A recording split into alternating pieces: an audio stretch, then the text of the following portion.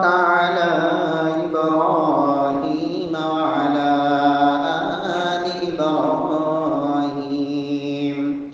إنك حميد مجيد. اللهم انفعنا بما علمتنا وعلمنا ما ينفعنا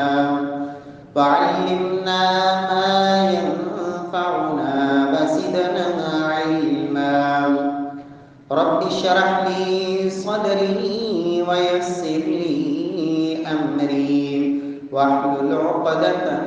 من لساني يفقهوا قولي. أعوذ بالله السميع العليم من الشيطان الرجيم من همزه ونفخه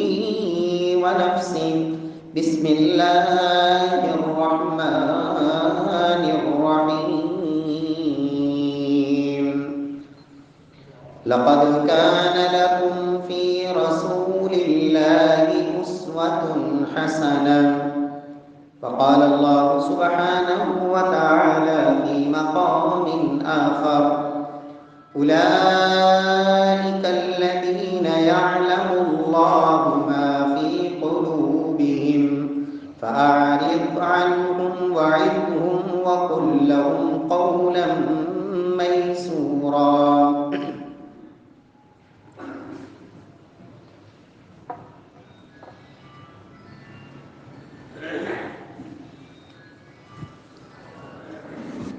معزز سامعین کرام، محترم بھائیوں، بزرگوں، دوستوں، معززات ماؤں اور بہنوں، اللہ سبحانہ و تعالی نے انسان کو پیدا فرمایا اور انسان یہ نسیان سے ہے، جس کا مطلب ہوتا ہے بھول جانے والا، خطا کرنے والا۔ نبی کائنات صلی اللہ علیہ وسلم نے اس حقیقت کو بیان فرمایا: کل بنی آدم خطاء وخیر الخطائین التوابون۔ فرمایا کہ آدم کا ہر بیٹا ہی گنہگار ہے، آدم کا ہر بیٹا ہی خطا کار ہے، غلطی کرنے والا، بھول جانے والا۔ لیکن ان میں بہترین لوگ وہ ہوتے ہیں کہ جو غلطی کرنے کے بعد اپنی غلطی پہ اڑتے نہیں، اصرار نہیں کرتے، ضد نہیں کرتے، بلکہ اللہ سبحانہ و تعالی سے غلطی ہونے پہ فوراً معافی مانگتے ہیں۔ محترم بھائیوں، مسلم معاشرے میں رہنے والے جتنے بھی لوگ ہیں، یہ سب کے سب اگر نیک بن جائیں، گناہ کرنا ہی چھوڑ دیں، نبی کائنات صلی اللہ علیہ وسلم فرماتے ہیں کہ رب العالمین تم سب کو دنیا سے ختم کر دے اور تمہاری جگہ پہ ایسے لوگوں کو لائے جو غلطیاں کریں بھی اور پھر اللہ سے معافیاں بھی مانگیں۔ غلطی انسان کی فطرت میں شامل ہے، اسی لیے مسلم معاشرے میں نیک اور بد دونوں طرح کے لوگ موجود ہوتے ہیں، نیکیاں کرنے والے بھی ہوتے ہیں، گناہ کرنے والے بھی ہوتے ہیں۔ لیکن نبی کائنات صلی اللہ علیہ وسلم نے من حیث الامہ جو ایک ذمہ داری دی ہے، اللہ رب العزت کی طرف سے جو ذمہ داری سونپی گئی ہے، کنتم خیر امۃ اخرجت للناس تأمرون بالمعروف وتنہون عن المنکر، کہ تم سب کے سب اللہ نے تمہیں ایک بہترین امت بنایا ہے، اور بہترین امت ہونے کی وجہ یہ ہے تأمرون بالمعروف وتنہون عن المنکر، تم لوگوں کو نیکی کی طرف بلاتے رہتے ہو، دعوت دیتے رہتے ہو، لوگوں کی کمیاں دیکھ کے، کوتاہیاں دیکھ کے ان کو برائیوں سے روکتے ہو، نیکی کی دعوت دیتے ہو۔ نبی کائنات صلی اللہ علیہ وسلم نے امت کو یہ پیغام دیا تھا، بلغوا عنی ولو آیہ، لوگوں اگر ایک بات بھی، ایک مسئلہ بھی، ایک آیت بھی، ایک حدیث بھی تمہارے تک پہنچ چکی ہے، اس کو آگے دوسروں تک منتقل کرنا یہ ذمہ داری ہے۔ رسول اللہ صلی اللہ علیہ وسلم کی زندگی مبارک میں مختلف وفد آپ کے پاس آتے، مختلف قبائل آتے، مختلف افراد اور شخصیات آتی۔ رسول اللہ صلی اللہ علیہ وسلم کی زندگی سے ایک نہیں بیسیوں ایسی مثالیں ملتی ہیں کہ آپ صلی اللہ علیہ وسلم نے انہیں 5 باتیں سکھائیں، 5 کام کرنے کا کہا، 5 کاموں سے منع کیا، اور ساتھ ہی یہ آرڈر دے دیا کہ اب تم واپس اپنے قبیلے میں چلے جاؤ، اور جو کچھ میں نے تمہیں سکھا دیا ہے یہ اپنی قوم اور قبیلے کو جا کے یہ بات سکھاؤ۔ 20 دن ایک صحابی اللہ کے نبی کے پاس ٹھہرتے ہیں۔ 20 دنوں کے بعد اللہ کے رسول سے فرماتے ہیں اب مجھے محسوس ہو رہا ہے کہ جیسے تم دلی طور پر یہ چاہتے ہو کہ اب ہم اپنے خاندان والوں سے جا کے ملاقات کریں، تو تم چلے جاؤ اپنے قبیلے میں، لیکن جو کچھ میں نے تمہیں سکھایا ہے علموہم، جا کے ان کو بھی سکھانا، جیسے میں نے تمہیں نماز کا طریقہ بتایا ہے ویسے جا کے نماز بھی پڑھنا۔ بلغوا عنی ولو آیہ، یہ ذمہ داری ہے۔ الدین النصیحہ، دین خیر خواہی کا نام ہے۔ میرے پیارے بھائیوں، دنیا کے اندر سارے کے سارے لوگ اگر رب العالمین ان کے گناہوں کو ظاہر کر دیتا ہے، عیبوں سے پردہ اٹھا دیتا ہے، گناہوں کی کچھ ظاہری علامتیں مقرر کر دیتا ہے، میرے پیارے بھائیوں رب کعبہ کی قسم ہے ہم ایک دوسرے سے چھپتے پھرتے، ایک دوسرے سے چہرے چھپاتے پھرتے کہ میرے اندر یہ عیب ہے اور اس کے سامنے یہ ظاہر ہو رہا ہے، یہ تو رب کی کرم نوازی ہے، یہ تو اللہ کی مہربانیاں ہیں کہ اس نے عیبوں پہ پردے ڈال رکھے ہیں۔ وہ رب ہی جانتا ہے کہ میری حقیقت کیا ہے۔ اگر کسی انسان کا میرے سامنے عیب ظاہر ہو گیا ہے، اس کا مطلب یہ نہیں ہے کہ میں اس کا اشتہار بنا دوں، میں اس کو دنیا کے اندر ذلیل کر دوں، اسے رسوا کر دوں، اسے اس پہ طعن و تشنیع، اور ممکن ہے آج میرا اور آپ کا رویہ تو بس اوقات ایسا بھی ہوتا ہے، ایک شخص سے غلطی ہوئی، ممکن ہے اس نے اس ایک غلطی پہ اللہ سے 100 دفعہ معافی مانگ لی ہو، لیکن ہم اس گناہ کو چھوڑنے کے لیے اس کی غلطی کو اور اس کو بار بار آر دلانے سے باز نہیں آتے۔ میرے پیارے بھائیوں، ایک مومن کا، ایک مسلمان کا، ایک حقیقی خیر خواہ کا، ایک اصلاح کا جذبہ رکھنے والے کا، الدین النصیحہ کا یہ قطعاً تقاضا نہیں ہے۔ اللہ کے رسول صلی اللہ علیہ وسلم نے کتنی خوبصورت مثال دے کے سمجھایا، ایک تشریح دے کے ایک مومن کے کردار کو واضح کیا۔ المؤمن مرآۃ اخیہ المؤمن، کہ لوگوں مومن اپنے مومن بھائی کے لیے آئینہ ہوا کرتا ہے، مومن مومن کے لیے آئینہ ہوا کرتا ہے۔ رب العالمین مجھے اور آپ کو آئینہ بننے کی اللہ توفیق نصیب فرما دے۔ آئینے کی یہ ذمہ داری ہوتی ہے کہ وہ ہر ایک کی اصلاح کرتا ہے۔ آئینہ یہ نہیں دیکھتا کہ یہ امیر ہے، یہ غریب ہے، یہ عورت ہے،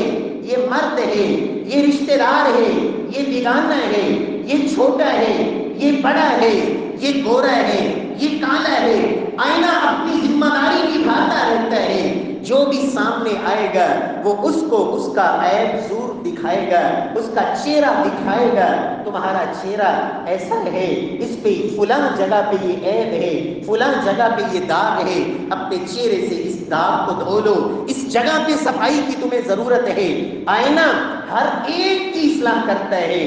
مومن مومن کے لیے آئینہ ہے۔ مومن یہ نہیں دیکھتا یہ تو میرا رشتہ دار ہے، یہ تو میرا دوست ہے، یہ تو میرا محلے والا ہے، اس سے تو میری جان پہچان ہے، اس کا تو میرے اوپر احسان ہے۔ نہیں، جس کا بھی اللہ نے موقع دے دیا، ہر ایک کی اصلاح کی اس کے اندر تڑپ ہوتی ہے، میں نے ہر ایک کی اصلاح کرنی ہے۔ اور انبیاء کرام کا یہی مشن تھا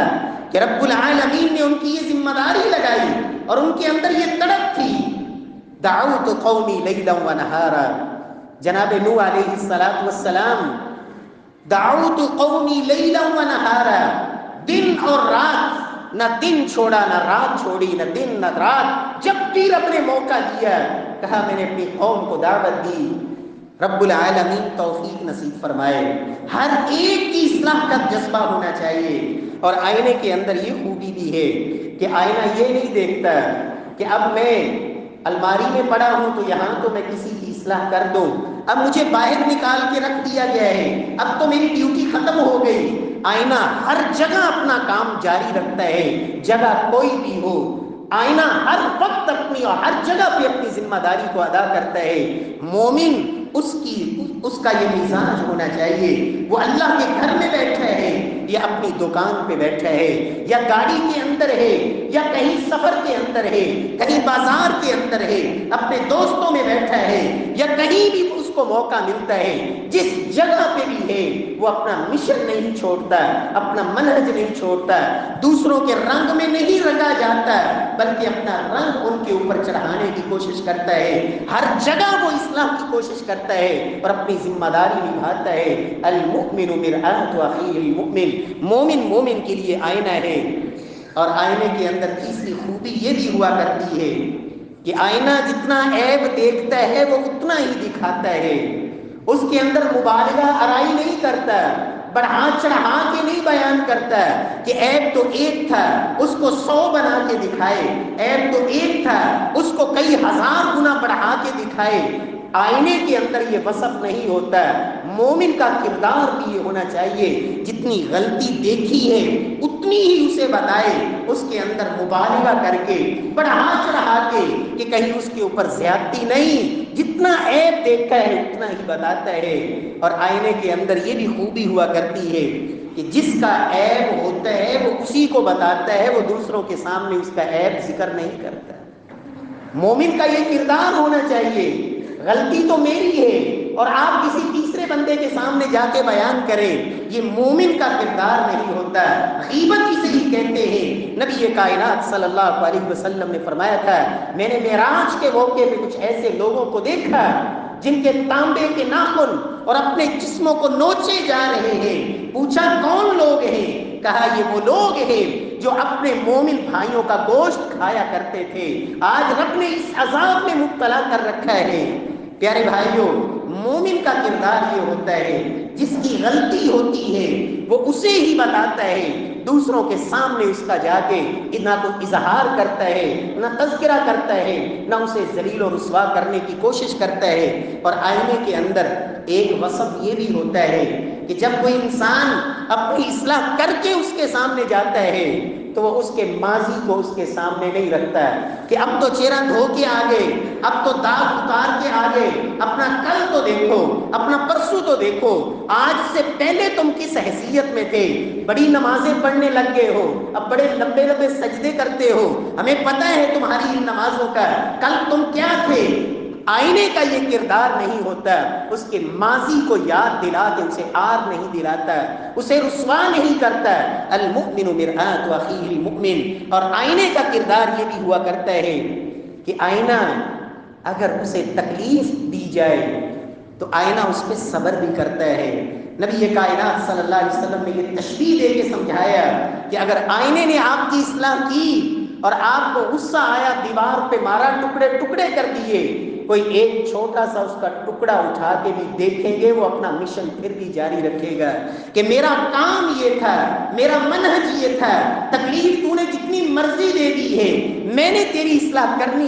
ہے، یہ چہرے پہ جو داغ ہے یہ میں نے دکھانا ہی دکھانا ہے۔ مومن کا کردار یہی ہونا چاہیے، یہ نہیں کہ میں نے تو دعوت دی، مجھے آگے سے یہ جواب ملا لہذا آج کے بعد میں نے اپنا یہ دعوت کا کام چھوڑ دینا ہے۔ میں نے اس کو کہا آؤ نماز پڑھنے کے لیے اور اس نے مجھے آگے سے یہ جواب دیا، آج کے بعد پوری زندگی اس کو یہ کہنا ہی نہیں ہے۔ مومن کا یہ کردار نہیں ہوتا ہے۔ رب العالمین نے قرآن حکیم میں انبیاء کرام کو یہ کہا وَأْمُرْ أَهْلَكَ بِالصَّلَاةِ وَاصْطَبِرْ عَلَيْهَا، کہ اپنے اہل کو، آج بہت سارے ایسے لوگ اپنی اولاد کو کہنے کے لیے تیار نہیں ہوتے، اولاد کے اندر غلطی ہے، بیٹے کے اندر برائی ہے، ایک دو دفعہ کہہ دیا بس اس کے بعد ختم، کہا اب اس کو کہنا ہی نہیں، انعام کا مسئلہ بنا لیا۔ کتنے ایسے لوگ ہیں جو اپنے خاندان میں کتنے یتیم بچے ہوتے ہیں، ایک غلطی سامنے آ گئی اب اس وجہ سے اس کو ذلیل بھی کیا، رسوا بھی کیا، اور اب وہی غلطی اس نے اناء کا مسئلہ بنا کے کہ اس نے فلاں موقع پہ یہ کیا، آج کے بعد پوری زندگی اس کے ساتھ تعلق کو ختم کر لیا۔ مومن کا یہ کردار نہیں ہوتا، مومن اپنا مشن نہیں چھوڑتا، اپنا منہج نہیں چھوڑتا، اس لیے کہ میرا منہج یہ ہے، اللہ کے نبی کا طریقہ یہ ہے، لقد کان لکم فی رسول اللہ اسوۃ حسنہ۔ لوگوں، ایسے لوگوں کے ساتھ جن سے غلطیاں ہوئیں، جنہوں نے گناہ کیے، جن سے برائیاں ہوئیں، ان سے رویہ کیا ہونا چاہیے، ان سے طریقہ کیا ہونا چاہیے، نبی کائنات صلی اللہ علیہ وسلم کی زندگی میں اس بارے میں بھی نمونے اور اس میں موجود ہیں۔ آج معاشرے کے اندر گنہگاروں کے حوالے سے، غلطی کرنے والوں کے حوالے سے، اور وہ جن کی غلطی سامنے آ جائے، غلطیاں تو ہم سارے ہی کرتے ہیں لیکن اپنے آپ سے کبھی نفرت نہیں کرتے۔ اپنا جائزہ لیا کریں، محاسبہ کیا کریں، دن میں کتنے گناہ کر جاتا ہوں، کتنی غلطیاں کر جاتا ہوں، لیکن وہ نفرت جو دوسروں سے مجھے ہوتی ہے، کیا میں اپنے آپ سے بھی اسی طرح نفرت کرتا ہوں کہ مجھ سے یہ غلطی کیوں ہوئی، مجھ سے یہ خطا کیوں ہوئی؟ جب اپنے آپ سے نفرت نہیں کرتے تو کسی گناہ گار کے گناہ کی وجہ سے اس گنہگار سے نفرت نہ کریں، ہاں اس کے گناہ سے نفرت۔ یہ اللہ کے نبی کا طریقہ ہے۔ گناہ سے نفرت اور ہوتی ہے اور گناہ گار سے نفرت اور ہوتی ہے۔ محمد مصطفیٰ صلی اللہ علیہ وسلم نے گناہوں سے نفرت دلائی ہے لیکن گناہ گاروں کو آپ نے اپنے قریب کیا ہے۔ رسول اللہ صلی اللہ علیہ وسلم کی تعلیم کیا ہے؟ کوئی غلطی کرے تو کیا طریقہ یہ ہونا چاہیے کہ ہمیں کیا ہے، اس کے گھر میں آگ لگی ہے تو لگی رہے، مجھے کیا غرض ہے، میں تو نمازی ہوں، میں تو تہجد گزار ہوں، میں تو قرآن مجید بھی پڑھتا ہوں، میرے بچے تو نمازی ہیں، مجھے کیا غرض ہے، اپنے گھر میں جو مرضی کرے، وہ نماز نہیں پڑھتا تو مجھے کیا پرواہ۔ میرے محلے کے اندر، میری برادری کے اندر، رشتہ داروں کے اندر، عزیز و اقارب کے اندر کتنے ایسے لوگ ہیں گناہ کر رہے ہیں، غلطی کیے جا رہے ہیں، میں دیکھتا بھی ہوں لیکن گونگا شیطان بن کے بیٹھا ہوا ہوں، زبان سے کہنے کی بھی ہمت نہیں، ہاتھ سے روکنا یہ تو صاحب اقتدار کا کام ہے، جس کے پاس اختیار ہے، سلطہ ہے، حاکم وقت ہے، ذمہ دار ہے، وہ جہاں جہاں بھی کوئی ذمہ دار ہے برائی کو دیکھتا ہے، اپنے ہاتھ سے اس کو روکے جہاں اس کی ذمہ داری ہے۔ لیکن دوسرا درجہ یہ ہوتا ہے کہ کم از کم اس برائی کو برائی کہے تو صحیح۔ نبی کائنات صلی اللہ علیہ وسلم نے بڑی خوبصورت اس کی مثال دے کے سمجھایا تھا۔ فرمایا لوگوں، کچھ لوگ کشتی کے اندر، اور کشتی پانی میں، دو منزلہ کشتی، کچھ نچلے حصے میں، کچھ اوپر والے نیچے والے اوپر جاتے ہیں تاکہ ہم اوپر سے جا کے پانی لے کے آئیں۔ بار بار آنے کی وجہ سے جب تکلیف محسوس کرتے ہیں اوپر والے، تو نیچے والے کشتی کی جو منزل پانی میں ڈوبی ہوئی ہے، اس منزل والوں میں سے ایک شخص اٹھتا ہے اور کشتی کے تلے میں سوراخ شروع کر دیتا ہے۔ تو اللہ کے رسول صلی اللہ علیہ وسلم فرماتے ہیں اب اوپر والے اگر وہ نیچے جا کے اس کو ہاتھ سے پکڑ کے روک لیں گے کہ بھائی تم غلط کر رہے ہو، یہ کام نہیں کرنا، یہ غلط ہے، فرمایا اس کا نتیجہ یہ ہوگا کہ غرق ہونے سے وہ خود بھی بچ جائیں گے اور نیچے والوں کو بھی بچا لیں گے۔ لیکن اگر یہ کہیں ہم تو اپنی منزل میں چپ کر کے بیٹھے ہیں، ہمیں کیا، کوئی اپنے گھر میں جو مرضی کرے، سوراخ کرے یا جو مرضی کرے، فرمایا جب نیچے سوراخ ہوگا، کشتی میں پانی بھرے گا، وہ ساری کشتی ڈوبے گی، ہلاکت سب کا سبب بنے گی، اور اس کا ذریعہ تو ایک بنانا۔ پیارے بھائیوں، یہی مثال ہے جب برائی اور فتنہ، قرآن مجید میں بھی اللہ رب العزت نے یہی فرمایا، لوگوں جب رب کی طرف سے پھر آزمائش آتی ہے، واتقوا فتنة لا تصيبن الذين ظلموا منكم خاصہ، جب اللہ کی طرف سے گرفت اور پکڑ آتی ہے پھر صرف ان پہ نہیں آتی جنہوں نے ظلم کیا ہوتا ہے، اللہ اکبر، بلکہ بہت سارے ایسے لوگ جن کا جرم ہی کوئی نہیں ہوتا ہے، جب آزمائش آتی ہے تو وہ بھی اس کا شکار ہو جاتے ہیں۔ اللہ رب العزت ہمیں ایسا تماشائی بننے سے بھی رب العالمین محفوظ فرمائے کہ برائیاں ہو رہی ہیں اور ہم بالکل خاموش بیٹھے رہیں، ہمیں کیا ہے، میں تو نمازی ہوں، میں تو توحید والا ہوں، میں تو بدعات اور خرافات میں نہیں پڑتا، میں تو توحید پرست ہوں، نمازی ہوں، میرے بچے تو نمازی ہیں، میرے پیارے بھائیوں ایک تڑپ ہونی چاہیے، ایک فکر ہونی چاہیے، ایک احساس ہونا چاہیے۔ ایز اے مسلم نبی کائنات صلی اللہ علیہ وسلم تو بیعت لیتے صحابہ کرام سے، اس بات پہ بیعت لیتے۔ سیدنا جریر بن عبداللہ رضی اللہ تعالی عنہ، صحیح مسلم میں روایت، بایعت رسول اللہ صلی اللہ علیہ وسلم علی اقام الصلاۃ و ایتاء الزکاۃ والنصح لکل مسلم۔ فرماتے ہیں میں نے اللہ کے نبی کی ہاتھ پہ، اللہ کے رسول کے ہاتھ پہ بیعت کی تھی کہ میں زندگی بھر نماز پڑھوں گا، زکوٰۃ دوں گا، والنصح لکل مسلم، جب تک زندہ رہوں گا ہر مسلمان کی ہر موقع پہ خیر خواہی کروں گا۔ خیر خواہی یہ مسلمان اس کی بنیادی جو ذمہ داری ہے اس میں شامل ہے۔ الدین النصیحہ، لوگوں دین ہے ہی خیر خواہی کا نام۔ رب العالمین توفیق بخشے۔ دوسرا رویہ یہ ہوتا ہے کہ کسی کی غلطی دیکھی اور فوراً فتویٰ بازی پہ، یہ تو منافق ہے، یہ تو کافر ہے، یہ تو جہنمی ہے، یہ تو ایسا ہے۔ میرے پیارے بھائیوں یہ رویہ ایمان والوں کا نہیں ہوتا، اللہ والوں کا نہیں ہوتا۔ کسی کی غلطی پہ اس قدر اس سے نفرت کرنے لگ جانا، اس قدر طعن و تشنیع پہ آ جانا اور جنت جہنم کے فیصلے کر دینا۔ یاد رکھیں اللہ کے نبی صلی اللہ علیہ وسلم کا یہ فرمان کبھی نہ بھولیں۔ مجھے اور آپ کو کیا خبر کہ خاتمہ کیا ہونا ہے؟ انما الاعمال بالخواتیم، کسی کی ظاہری حقیقت کو دیکھ کر اس کے بارے میں یہ فیصلہ نہ سنائیں۔ اللہ کے رسول فرماتے ہیں ایسا بھی ہوتا ہے ایک شخص ساری زندگی وہ نیکیوں والے کام کرتا رہتا ہے، فرمایا جنت کے اتنا قریب چلا جاتا ہے کہ صرف ایک بالشت کا فاصلہ رہ جاتا ہے، پھر اس پہ تقدیر غالب آتی ہے اور کوئی ایسا گناہ کرتا ہے اور اس حالت میں موت واقع ہوتی ہے اور جہنم میں چلا جاتا ہے۔ اور ایک شخص ساری زندگی گناہ کرتا رہا، فرمایا جہنم کے اتنا قریب پہنچ جاتا ہے کہ صرف ایک بالشت کا فاصلہ،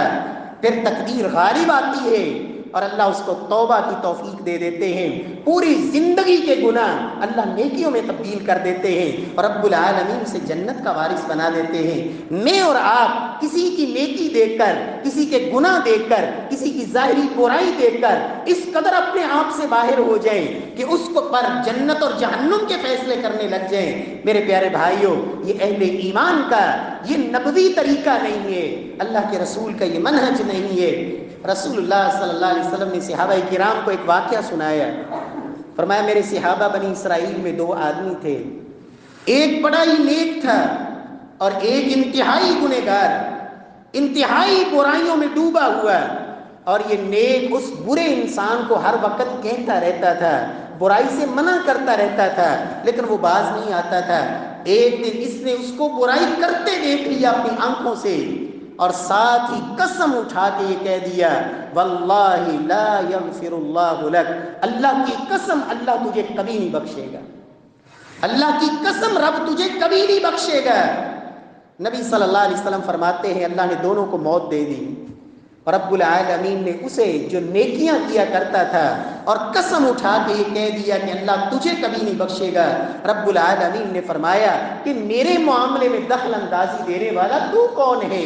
میری مرضی، جس کو چاہوں معاف فرما دوں اور جس کو چاہوں نہ معاف فرماؤں۔ رب العالمین نے اس انسان کو معاف فرما دیا جو گناہگار تھا اور اس کی ساری زندگی کی نیکیاں تباہ ہو گئی صرف اس ایک جملے کی وجہ سے۔ یہی وجہ ہے اللہ کے رسول نے فرمایا تھا لوگوں یہ جو زبان ہے نا، کتنے ایسے لوگ ہوں گے جو جہنم میں الٹے کر کے ڈالے جائیں گے اس زبان کی وجہ سے۔ ان العبد لیتکلم بالکلمہ من رضوان اللہ، فرمایا بسا اوقات انسان ایک کلمہ بولتا ہے، ایک جملہ اللہ کو اتنا پسند آتا ہے، رب العالمین اس ایک جملے کی وجہ سے اس پر ہمیشہ ہمیشہ کے لیے راضی ہو جاتے ہیں، اور بسا اوقات ایک ہی کلمہ بولتا ہے اور اس ایک کلمے کی وجہ سے اللہ کی ناراضگی اس قدر مول لے لیتا ہے کہ فرمایا یہوی بہا فی نار جہنم، رب العالمین جہنم میں ڈال دیتے ہیں۔ اس لیے پیارے بھائیوں کبھی بھی اپنی زبان سے کسی کے بارے میں اتنا سخت کلمہ، اتنا سخت جملہ فلاں تو ایسا ہے، میرے پیارے بھائی نبی کائنات صلی اللہ علیہ وسلم نے سیدہ عائشہ سے بھی فرمایا تھا عائشہ تو نے کلمہ تو ایک کہا ہے لیکن یہ کلمہ اتنا زہریلا ہے کہ اگر سمندروں میں شامل کر دیا جائے تو ان کا پانی بھی متاثر ہو جائے۔ ایک کلمہ، میں اور آپ کیا ہیں، میری اور آپ کی کیا حیثیت ہے، اس لیے ہمیشہ اپنی زبان کو محفوظ رکھیں، روک کے رکھیں۔ اور تیسرا رویہ، کسی کی غلطی دیکھ کر، کسی کا جرم دیکھ کر، وہ ہوتا ہے جو اللہ کے نبی کا رویہ ہوا کرتا تھا۔ اللہ کے رسول صلی اللہ علیہ وسلم کا طریقہ مبارک کیا ہوتا تھا کہ رسول اللہ صلی اللہ علیہ وسلم سب سے پہلے میرے اور آپ کے اندر اللہ کی قسم یہ تڑپ ہونی چاہیے کہ ہم نے اصلاح کرنی ہے، ہم نے دوسروں کی اصلاح کا سامان پیدا کرنا ہے۔ جتنی اللہ مجھے ہمت دے گا، اور اللہ کے نبی صلی اللہ علیہ وسلم کے بارے میں اللہ کا قرآن یہ کہتا ہے لعلک باخع نفسک علی آثارہم ان لم یؤمنوا بہذا الحدیث اسفا۔ میرے محبوب، کیا اس صدمے کی وجہ سے، اس غم کی وجہ سے کہ یہ لوگ مسلمان کیوں نہیں ہو رہے، کیا اپنے آپ کو آپ ہلاکت میں ڈال لیں گے اس غم سے کہ یہ لوگ ایمان کیوں نہیں لاتے؟ رسول اللہ صلی اللہ علیہ وسلم کتنے فکر مند ہوتے۔ اللہ کے رسول فرماتے، میرے صحابہ، میری مثال ایسی ہے کہ جیسے کوئی شخص آگ کا الاؤ بلند کرتا ہے، اور اب جب وہ آگ کا الاؤ اوپر جاتا ہے تو ارد گرد سے پتنگے اس کے اندر چھلانگے لگانا شروع ہو جاتے ہیں۔ آگ کی روشنی دیکھ کر وہ یہ سمجھتے ہیں کہ شاید یہ روشنی ہمارے لیے فائدہ مند ہے، لیکن وہ تو آگ ہوتی ہے جو ان کو جلا رہی ہوتی ہے، وہ اس میں گرنا شروع ہو جاتے ہیں۔ فرمایا میری مثال ایسی ہے کہ تم اس آگ کو، جو تم اس کو اپنے لیے اچھا سمجھ رہے ہو، چھلانگے لگا رہے ہو، اور میں پیچھے سے تمہیں پکڑ پکڑ کے کھینچ رہا ہوں، انا آخذ بحجزکم، پیچھے سے پکڑ کے تمہیں کھینچ رہا ہوں کہ یہ تو جہنم کی آگ ہے، یہ جس کام کی وجہ سے تم آگے بڑھتے جا رہے ہو یہ تو جہنم کا راستہ ہے، میں تمہیں پیچھے سے پکڑ پکڑ کے کھینچ رہا ہوں۔ رب العالمین میرے اور آپ کے اندر بھی ایسی فکر اور ایسی تڑپ اللہ پیدا فرما دے۔ تمام انبیاء کرام کا یہ مشن اور منہج تھا کہ اصلاح کرنی ہے، اور اس پر کسی سے کوئی مطالبہ نہیں، تم سے اجر کا کوئی سوال نہیں۔ ان اجری الا علی اللہ، میں اگر تمہاری اصلاح کر رہا ہوں تو میں اس کا اجر اپنے اللہ سے لوں گا۔ نبوی منہج یہ ہے، ان اجری الا علی اللہ، میں تو اپنا اجر اللہ سے مانگوں گا، مجھے تم سے کوئی غرض نہیں، صرف ایک ہی مقصد ہے کہ تم بھی میرے ساتھ جنت میں چلے جاؤ، یہی ایک مقصد ہے۔ نبیوں کا منہج اور مشن یہ ہوا کرتا تھا۔ اللہ رب العزت ہم سب کو توفیق نصیب فرمائے۔ قرآن مجید میں رب العالمین نے ان لوگوں کا تذکرہ کیا، اولئک الذین یعلم اللہ ما فی قلوبہم، اللہ کے رسول کے دور کے وہ منافق جن کا نفاق پکا نفاق تھا، نفاق ظاہر تھا، اللہ کے رسول کو تکلیف دینے سے وہ باز نہ آتے تھے، مخالفت اور دشمنی پہ اتر آتے تھے جب بھی موقع ملتا ہے۔ ان کے بارے میں اللہ کا قرآن یہ کہتا ہے کہ جہنم کے سب سے نچلے گڑھے میں، لیکن اللہ کے رسول کو ان سے بھی کیا رویہ رکھنے کا حکم دیا گیا؟ اے میرے محبوب، ان کے دلوں کی کیفیت تو اللہ خوب جانتا ہے، فَأَعْرِضْ عَنْهُمْ، لیکن آپ ان سے اعراض کریں، وَعِظْهُمْ، اور ان کو نصیحت کرتے رہیں، نصیحت کرتے رہیں، اور ان کو جب آپ بات کہیں تو ایسی بات کہیں جو ان کے دلوں پہ اثر کر جائے۔ یہ ان منافقوں کے ساتھ رویہ رکھنے کا حکم ہے جن کا نفاق واضح تھا، ظاہر تھا۔ اور آج میں اور آپ کسی مسلمان کے ساتھ کوئی پتہ نہیں مجھے اور آپ کو کہ ہم سے بڑھ کے اس کا اپنے رب کے ساتھ تعلق ہو۔ دنیا کی نظر میں بسا اوقات لوگ معمولی ہوتے ہیں۔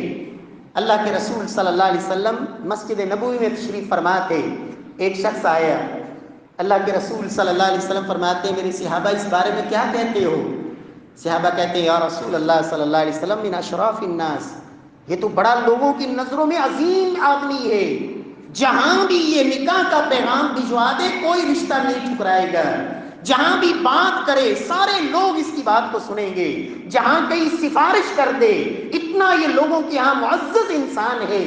کہ جہاں سفارش کر دے لوگ اس کی سفارش کو ٹھکرائیں گے نہیں۔ کچھ دیر کے بعد ایک اور آیا، فرمایا اس کے بارے میں کیا کہتے ہو؟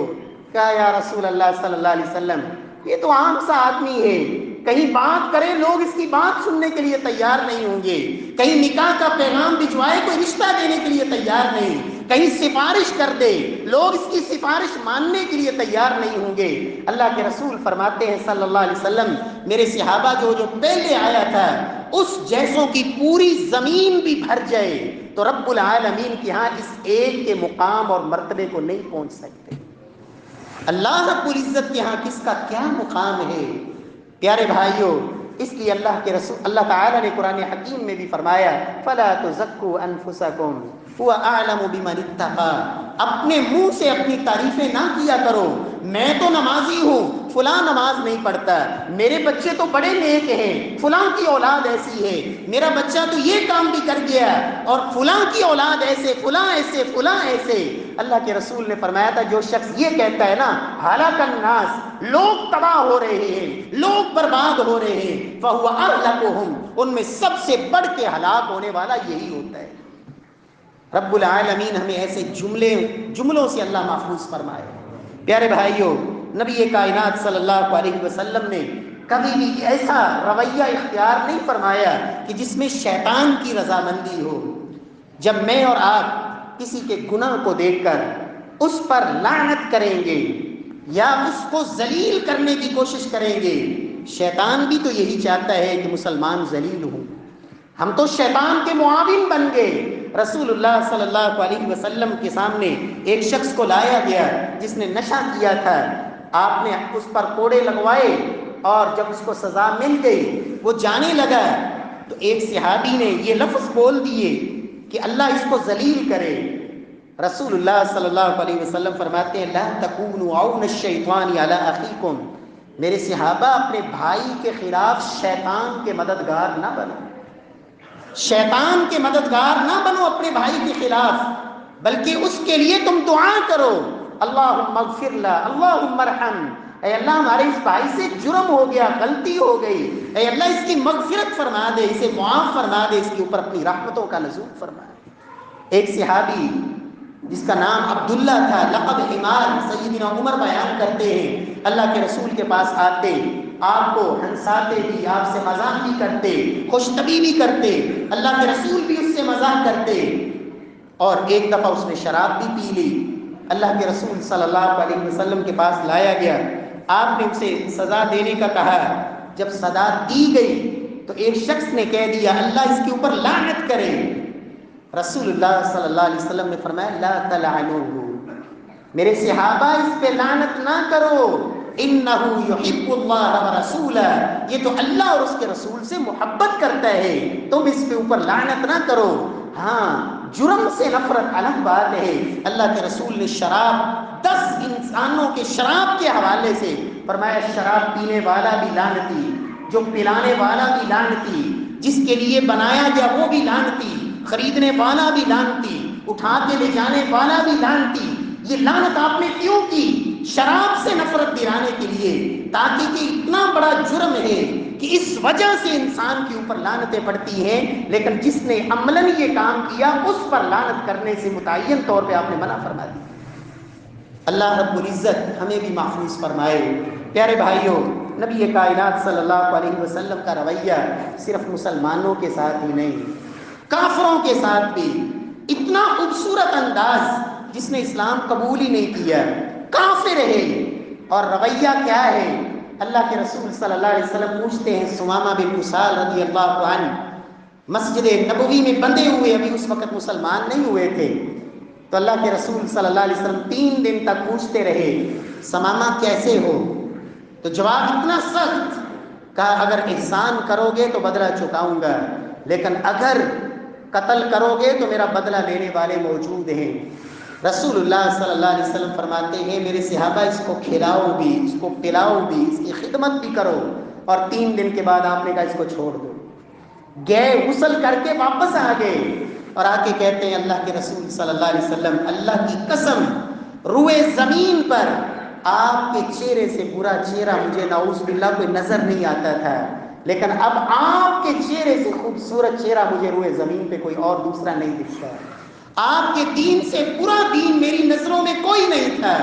لیکن اب آپ کے دین سے زیادہ محبوب دین میری نظروں میں اور کوئی نہیں، آپ کے شہر سے برا شہر مجھے کوئی نہیں دکھتا تھا، اور اب آپ کے شہر سے خوبصورت شہر میری نگاہ میں کوئی نہیں۔ کلمہ پڑھائیے، مسلمان ہو گئے، صرف اللہ کے رسول کا رویہ دیکھ کے، آپ کا حسن سلوک دیکھ کر۔ میرے پیارے بھائیوں، یہ تو کافر تھا، اگر مسلمان سے میں اور آپ ایسا رویہ اختیار کریں، وہ کیوں گناہ چھوڑنے پہ آمادہ نہیں ہوگا؟ وہ کیوں اپنی برائیاں ترک کرنے کے لیے تیار نہیں ہوگا؟ کمزوری میرے اور آپ کے اندر ہے کہ جرم دیکھا، غلطی دیکھی، اس سے اتنے متنفر ہو گئے کہ اب زندگی بھر کے لیے دوری، قطع تعلقی اب اپنی اناء کا مسئلہ بنا لیا۔ اس نے یہ غلطی کی تھی، لہذا پوری زندگی میں نے تو اس سے منہ نہیں لگانا، اب پوری زندگی اس کی خوشی غمی میں شریک نہیں ہونا۔ اللہ کے رسول صلی اللہ علیہ وسلم کا طریقہ اور آپ صلی اللہ علیہ وسلم کا اسوہ مبارک یہ نہیں تھا۔ رسول اللہ صلی اللہ علیہ وسلم کے پاس ایک شخص آیا، گنہگار ہے اور مزید گناہوں کا ارادہ لے کے آیا۔ معروف روایت کئی دفعہ آپ سن چکے ہیں، کہا یا رسول اللہ اذن لی فی الزنا، یا رسول اللہ مجھے زنا کی اجازت چاہیے، زنا کی اجازت آپ دیں مجھے۔ نبی صلی اللہ علیہ وسلم نے یہ کلمہ سنا، صحابہ نے بھی سنا، صحابہ کرام جلدی سے مہ کے الفاظ، رک جاؤ رک جاؤ، بھاگو، دور ہٹو، مختلف جملے کیا کہہ رہے ہو اللہ کے رسول کے سامنے؟ اللہ کے رسول نے فرمایا ادنوہ، بھگاؤ نہیں، اس کو قریب لاؤ، آگے لے آؤ، میرے پاس لاؤ۔ پاس بٹھایا، اللہ کے رسول نے اس کے ضمیر پہ دستک دی، جھنجھوڑا، سمجھایا، فرمایا میرے صحابی کیا اپنی والدہ کے لیے اس جرم کو پسند کرو گے؟ کہا یا رسول اللہ کبھی بھی نہیں۔ کہا فرمایا لوگ بھی اپنی ماؤں کے لیے اسے کبھی پسند نہیں کرتے، اپنی خالہ کے لیے پسند کرو گے، اپنی بہن کے لیے، اپنی پھپھو کے لیے، یہ سارے رشتے گنوانے کے بعد اللہ کے رسول فرماتے ہیں میرے صحابی لوگ بھی اپنی ماؤں کے لیے، اپنی بہنوں کے لیے، اپنی بیٹیوں کے لیے، اپنی خالاؤں اور پھپھوں کے لیے، کسی کے لیے بھی وہ یہ پسند نہیں کرتے۔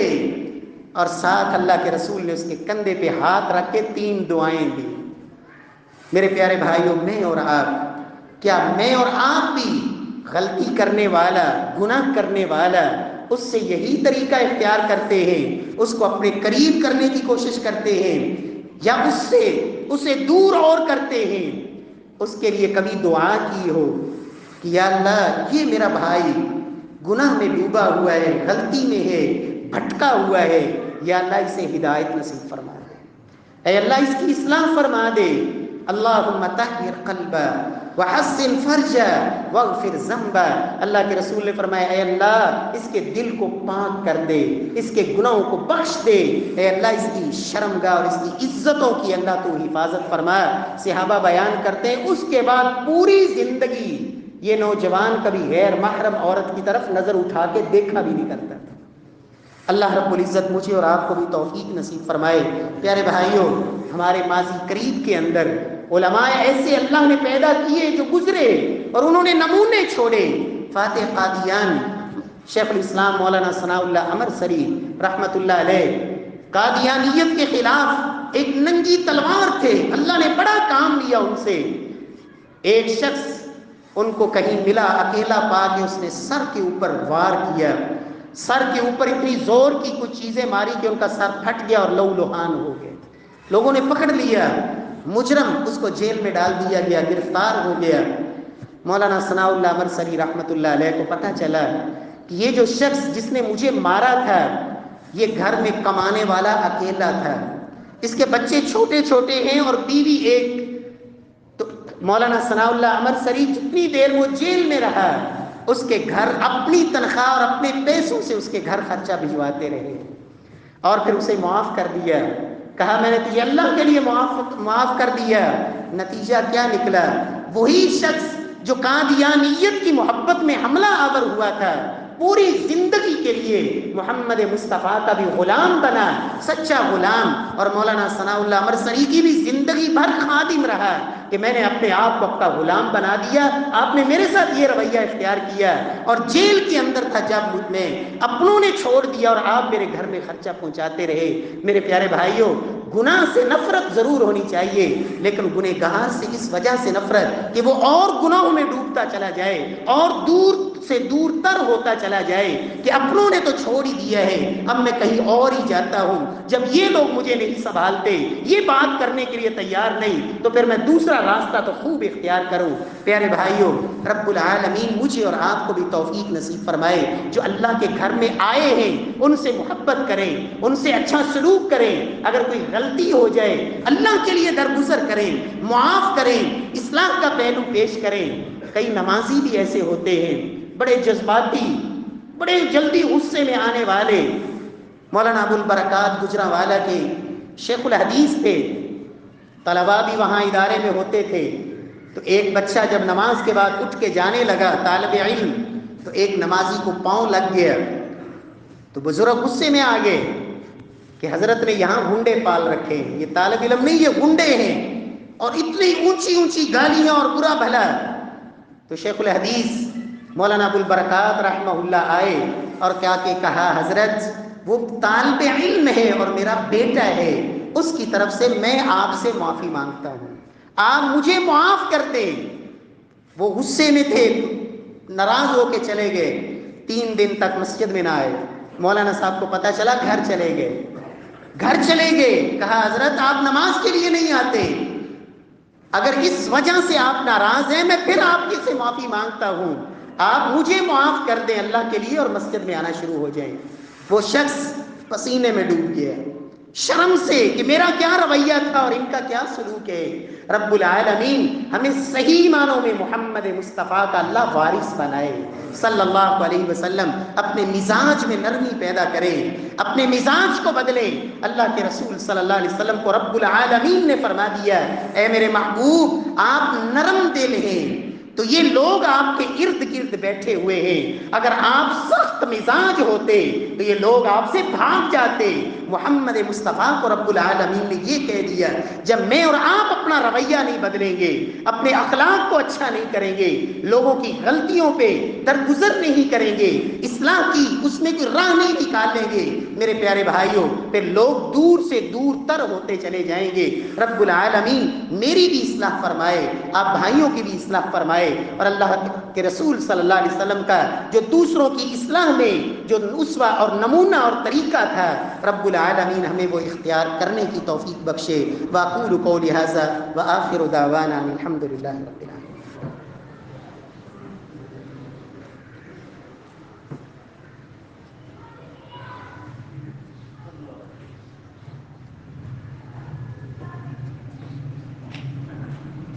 ان الحمد للہ